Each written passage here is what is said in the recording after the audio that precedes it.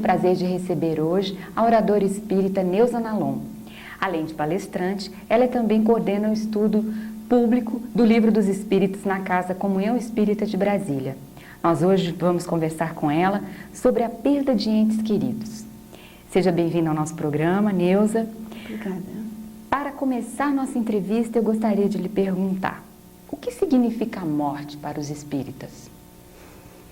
Bom, para entendermos, o que significa morte, nós temos que entender um pouquinho mais da doutrina espírita, os seus princípios, que nos mostra que todos nós somos espíritos imortais.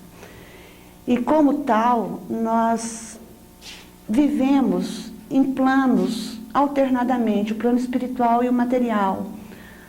Então, nesse período de vivência material, nós temos um corpo físico que nos reveste e que é transitório. Ele é de uma duração de acordo com as nossas necessidades. Então, o espírita vê a morte como o final desse ciclo, o final dessa vivência no mundo material, em que o espírito vai interagir com o mundo material, precisando desse corpo, e com isso, realizando o seu progresso espiritual. Então, o corpo material é uma necessidade, é a relação espírito-matéria que nós, para compreendermos a doutrina, precisamos estudar bem, e que Kardec nos deixou um legado muito grande em relação a isso. A morte, então, ela é vista como o fechamento de um ciclo, de nossas existências, do nosso aprendizado como espíritos. É visto como uma coisa natural. Neuza, a propósito que você vinha conversando com a gente, assim, para tentar aplacar a angústia dos nossos telespectadores que não acreditam muito nisso, o que nos garante que a morte não é uma separação definitiva e intransponível? O que nos garante que morrendo não é o fim? Olha, o que garante isso, que prova isso, é a própria existência da doutrina espírita. Porque a doutrina espírita é resultante do testemunho dos espíritos. Então, se manifestaram na época da codificação, por volta de 1850 e pouco, até 1857, quando foi lançado o Livro dos Espíritos, os espíritos se comunicaram e vieram dar o seu testemunho. Não foi um fato novo, inventado ou criado pelo Espiritismo. Um fato que existiu de todas as épocas, mas que nesse momento houve uma concentração, porque existia um plano divino maior para isso. Não foi iniciativa dos encarnados ou das pessoas vivas, entre aspas, de chamar os espíritos. Eles se manifestaram e eles vieram nos dar o seu testemunho da vida espiritual. E nos provaram, esses espíritos que se manifestaram, Kardec faz um estudo bastante abrangente de análise do conteúdo espiritual dessas entidades, e nos mostra o seguinte, que se manifestaram não apenas espíritos superiores, iluminados, mas também espíritos medianos, espíritos inferiorizados, endurecidos. E isso é ao invés de formar uma doutrina apenas com um ensino elitista dos espíritos superiores, nos mostrou todos os degraus de evolução espiritual em que se encontram os espíritos e que nos mostram que eles continuam vivos, nós, ao desencarnarmos, continuaremos vivos e mantendo a nossa individualidade, o que é um ponto muito importante, até dentro daquele ponto comum de que a alma é imortal. Mas o que acontece com a alma depois da morte é ainda bastante polêmico, bastante questionado. E a doutrina espírita nos prova, com os espíritos vindo dar o seu testemunho através do canal chamado mediunidade, que merece um estudo bem apurado, e deve ser muito bem utilizado, de que eles continuam vivos. E uma prova, acho que irrefutável também, nós vivemos num momento contemporâneo com a presença de Chico Xavier, porque ele recebeu, né, a sua vida foi de dedicação a consolar o próximo. E no seu trabalho de dedicação e de amor imensos, ele recolheu muitas pessoas, muito sofredoras, em relação à perda de entes queridos. E psicograficamente ele recebeu muitas mensagens desses seres que desencarnaram. E esses seres traziam detalhes que Chico Xavier jamais conheceria. Detalhes que muitas vezes nem mesmo todos os membros de uma família conheciam. Apenas uma pessoa ou outra que de repente combinou num momento íntimo, se falou alguma coisa, e essas entidades, se manifestando através de Chico Xavier, puderam mostrar, relembrar aquele detalhe que ninguém sabia. E o número de mensagens recebidas por Chico Xavier, ele é imenso, é incontável. E isso, as pessoas que chegavam a ele com muito sofrimento, né, porque a perda é um sofrimento, elas encontraram um lenitivo muito grande, exatamente por saber que aquele ente querido, e houve um número muito grande de mães, de pais, que perderam filhos jovens em acidentes, quando se espera um futuro promissor para aquela pessoa e de repente ela se vai assim, é muito difícil de aceitar. E essas mães, realmente, elas tiveram essa consolação através da comprovação de que realmente eram seus filhos que se comunicavam. A propósito, você falou dessa coisa de acidentes, assim, partindo do pressuposto, né, de que as pessoas continuam em uma outra dimensão, assim, que impacto tem a forma como as pessoas morrem? Né, assim, de acidente, suicídio, enfim, afogamento, acidente automobilístico, eu quis dizer, né, que é assim, na mesa da operação, enfim. Queria que você comentasse um pouco, assim, que diferença isso faz? Bom, nós poderíamos dizer que a morte é sempre um impacto. Tá? Nós dizemos que a morte é uma coisa natural, mas é sempre um impacto, há uma mudança de dimensão. De repente, você que viveu 10, 20, ou 80 ou 100 anos, se manifestando através de um corpo físico, num mundo material, de repente você está numa outra dimensão em que a matéria é completamente diferente. Então, é sempre um impacto. Mesmo aqueles que conhecem a doutrina, que conhecem a realidade da vida espiritual, os mecanismos da morte ou da desencarnação, que são coisas um pouquinho diferentes, que nós gostaríamos de falar depois, todos recebem esse impacto. A questão de acidentes ou de mortes violentas ou de mortes de forma abrupta, elas recaem sobre a pessoa, o impacto nessas pessoas depende muito da própria pessoa. Da preparação dela? Da preparação. Mas não é apenas, aí é importante, basta conhecer os mecanismos disso. É preciso uma aceitação interior e profunda desses mecanismos da vida. Então, as pessoas... É uma questão de desapego? Um dos fatores. Quais seriam outros? Nós teríamos a questão do apego. A morte é um impacto, mesmo aqueles que têm uma vida prolongada, com uma enfermidade prolongada, né? E que a morte ocorre naturalmente pelo esvaziamento da vitalidade, como as mortes abruptas. As pessoas, não é bem o saber o que acontece, saber já ajuda muito. Ajuda muito. É como se eu fosse a um país e eu me informasse a respeito desse país. Qual é o clima, a alimentação, como as pessoas vivem. Quer dizer, é muito mais fácil. Mas não basta isso, eu tenho que preparar com a minha bagagem para isso. Então é necessário que a pessoa tenha não só o conhecimento, mas que ela tenha uma aceitação daqueles fatos, daqueles fenômenos que vão ocorrer por ocasião da morte. Algumas pessoas que desencarnam violentamente, E suas próprias mensagens, que são trazidas por Chico Xavier, nos relatam isso. As pessoas, o espírito, às vezes no momento da batida, no momento do choque, no momento que provocou um traumatismo craniano e aquela morte pronta na hora, muitos espíritos nos relatam que eles não sentiram nem mesmo o impacto. Que antes que houvesse esse impacto que causaria a morte, eles foram retirados do corpo pela ajuda espiritual. Porque em todas as mortes existe ajuda espiritual. Mesmo nos suicídios? Não. É o único caso que nós colocamos como exceção.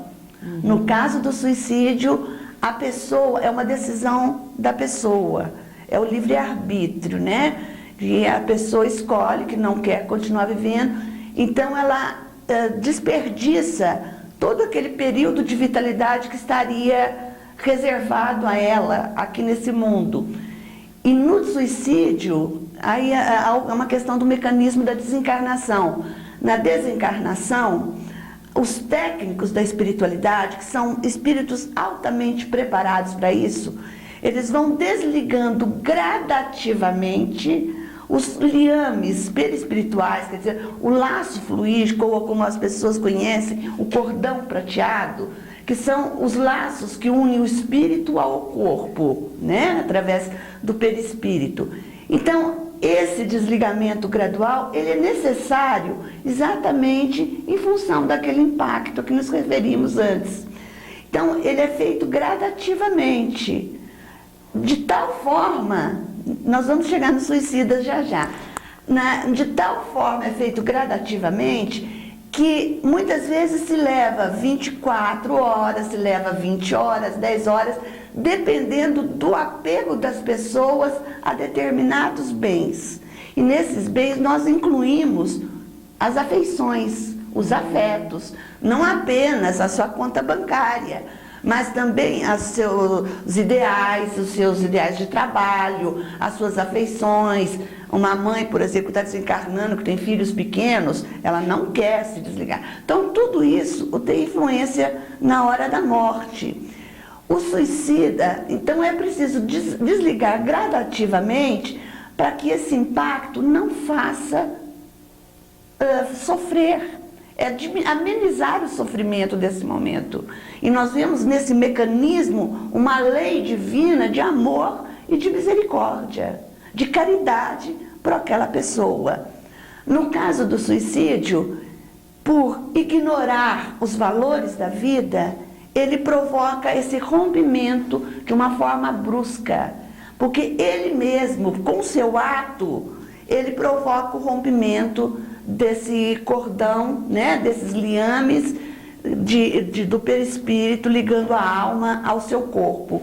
Então, esses fios que o ligam, estão ainda cheios de vitalidade, então é arrebentado. É como se um fio elétrico que estivesse carregado de eletricidade e entrasse num curto-circuito aí, então causa um impacto muito doloroso, uma situação muito difícil para o suicida. E como morrer bem? Assim, o que é preciso a gente fazer para morrer bem? Alguém já disse, eu não me lembro quem, mas eu acredito até que tenham muitas pessoas que tenham dito isso. Para morrer bem é preciso viver bem, né? É viver bem. E como que nós vamos viver bem? Nós temos um roteiro para viver bem? Dentro dos postulados da doutrina, que tem uma base moral, o caminho é o Evangelho de Jesus. É o amor entre as criaturas, a solidariedade, a fraternidade, sem preconceitos, sem impor status sobre outros, aceitar todas as pessoas como seus irmãos, né? E quando nós falamos isso, nós estamos falando da nossa família consanguínea, nós estamos falando dos nossos amigos, nós estamos falando da nossa cidade, dos nossos vizinhos, do mundo inteiro, nós estamos falando da humanidade toda, porque Jesus nos disse que Deus é o Pai de todas as criaturas. E isso nos faz todos irmãos. Então, mesmo aqueles que hoje, né, chamam a atenção da mídia, chamam a nossa atenção pelos atos que estão praticando, eles são também nossos irmãos. Se estão roubando, estão estuprando, estão provocando guerras, estão fazendo chorar, fazendo sofrer, são irmãos nossos, mas que ainda não despertaram a sua consciência para os valores maiores da vida. Então, o Evangelho do Cristo, que é o nosso roteiro moral, que nós estamos tentando não apenas conhecer, mas compreender, inclusive explicado à luz dos princípios espíritas que clareiam muito os ensinos de Jesus, essas pessoas ainda não tiveram acesso, ou porque não quiseram, ou porque ainda estão no estágio que não poderiam compreender a mensagem de Jesus. Como é que o Espiritismo ajuda as pessoas que perderam entes queridos abruptamente, ou entes queridos que se suicidaram, né? Ou mesmo aquelas pessoas que perderam parentes ou amigos, por exemplo, no World Trade Center, né? Que foi um atentado tão violento, assim. De que forma elas podem buscar lenitivos na doutrina espírita? Com certeza, encontram muito. Nós temos que entender que essa ajuda não é apenas aos encarnados, mas também aos desencarnados. O lenitivo é para eles também. Eles são acolhidos, num primeiro momento, por uma equipe espiritual extremamente amorosa, que lhes dá o socorro, não promove apenas o processo, a técnica do desligamento, mas que os acolhe. Os parentes, os familiares, aqueles que têm afeto, estão à sua espera, desde que ele tenha merecimento para isso, logicamente. Quanto aos encarnados, mas como assim, muito merecimento? Difícil. Você podia explicar um pouquinho melhor? Merecimento, não tem repetido a palavra, né? Não, assim, explicar o conceito, assim, o que é ter merecimento? Merecimento é você ter feito. É como às vezes nós usamos alguns exemplos, usando como paralelo situações materiais, que são grosseiras, mas que dão para a gente entender um pouquinho melhor. Por exemplo, quando você tem um ideal, você se prepara, inclusive financeiramente, para isso. Você aplica o seu dinheiro para ele ter rendimentos, para que você não gaste, para que na hora que você necessite, você tenha aquilo. O merecimento vem das nossas ações.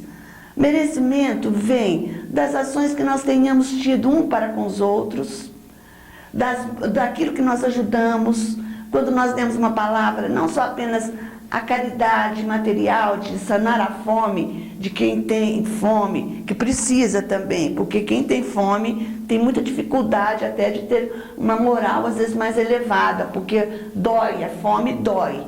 Mas a fome, ela é também psíquica às vezes ela é moral. As pessoas precisam de um lenitivo, de um consolo, de um lugar, de uma pessoa que lhes ouça. Então, essas pessoas que perderam entes queridos, elas procuram muito as casas espíritas para justamente buscar o que a casa espírita pode fazer em relação à minha dor. E eu posso dizer isso porque foi a forma que eu cheguei à casa espírita, foi exatamente porque eu buscava respostas. Porque nós sofremos com as perdas, mas nós queremos entender o porquê. Quando nós não entendemos por que as coisas acontecem, nós chegamos à revolta, muitas vezes nós chegamos a um desânimo total e nós chegamos mesmo a questionar Deus, a bondade de Deus. Por quê? Levaram, né, esse ente tão querido, uma pessoa tão boa. Então a casa espírita, baseada na doutrina, ela nos dá várias respostas, em que muitas vezes o nosso caso se encaixa naquelas respostas. Então o consolo, o grande consolo que a casa espírita dá é mostrar, através de fatos, através de argumentos, de que aquele ser que partiu continua vivo. Primeira coisa, continua vivo. Foi apenas o seu corpo físico, o seu envoltório que se desfez. Ele continua vivo e continua, uma das constatações primeiras que Kardec fez na experimentação e análise dos fatos espíritas, de que a morte não transforma subitamente ninguém. Quer né? dizer, você não aqui é uma pessoa assim, violenta e chega lá vira uma pessoa boníssima. Não pode. Nenhuma transformação é abrupta, é assim, instantânea. É um processo até mesmo de consentimento do próprio espírito. Então, a pessoa, ao desencarnar, ela leva essa bagagem sua, mas seja ela, tenha sido muito boa, tenha sido violenta, as pessoas que a amam estão sofrendo. Inclusive, eu gostaria de colocar uma coisa, que os espíritas também sofrem com a perda de entes queridos. Pergunta. Desculpe antecipar. Mas não. os espíritas também sofrem, porque a dor, a saudade, a perda, a convivência, né, o diálogo, tudo isso, de repente, aquele famoso quadro, né, da cadeira vazia.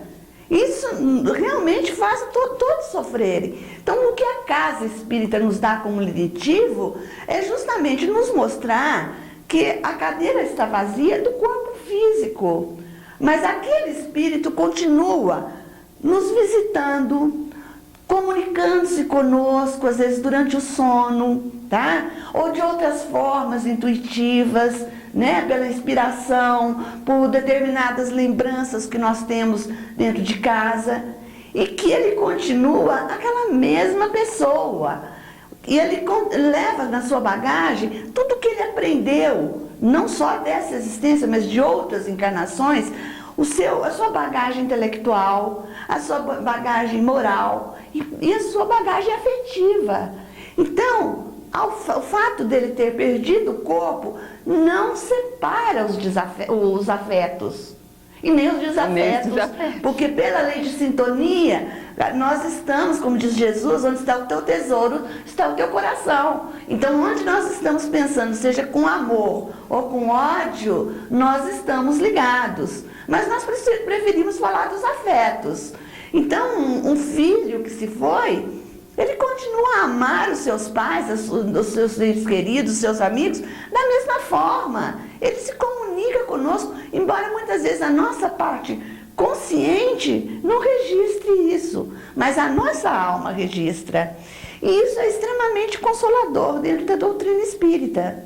Neuza, para encerrar, eu queria assim, que você falasse rapidinho como as pessoas que, apesar de todas essas palavras, ainda sentem uma dor imensa dentro de si, mesmo compreendendo que a vida continua.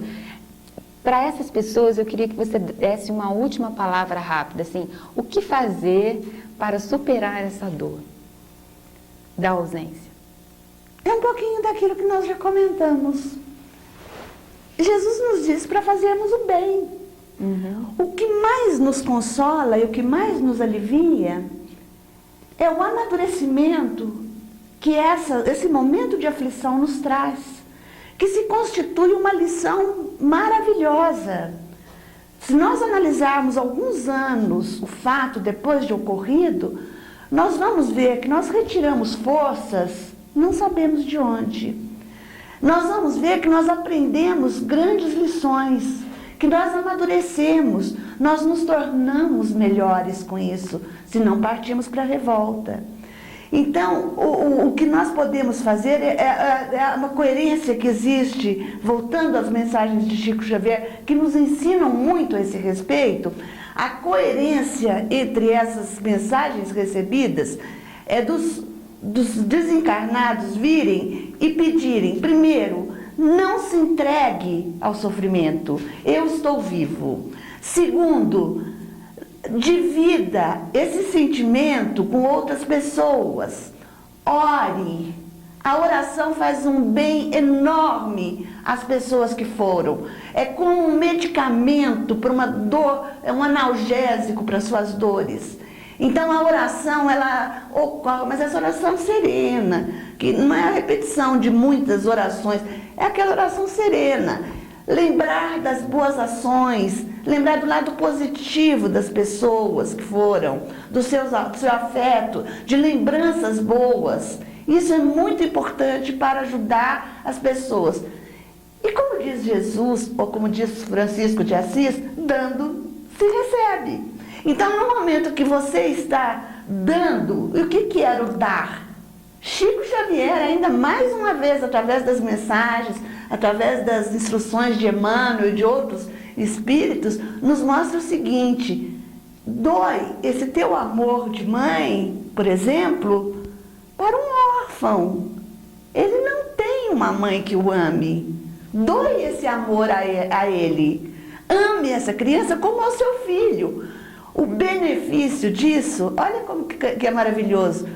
Essa criança estará recebendo amor, você estará recebendo amor, e tudo isso vai refletir no ente querido que partiu. Nossa. Então, com isso, é fazendo, é dando que se recebe, é amando, é colocando o amor em ação. Porque se você se permanecer conservando o quarto intacto, venerando, idolatrando as roupas, os objetos, os brinquedos, você está como que imantando aquele ser que precisa caminhar, você está segurando os seus passos. Então é preciso liberdade para que ele seja feliz. Porque quando nós amamos, nós não queremos prender e ter a posse das pessoas. Nós queremos que os nossos entes queridos sejam amados e sejam felizes. Neuza, muito obrigada pela sua presença aqui no Roteiro Espiritualista e convidamos você, telespectador, para o nosso próximo programa. Muito obrigada.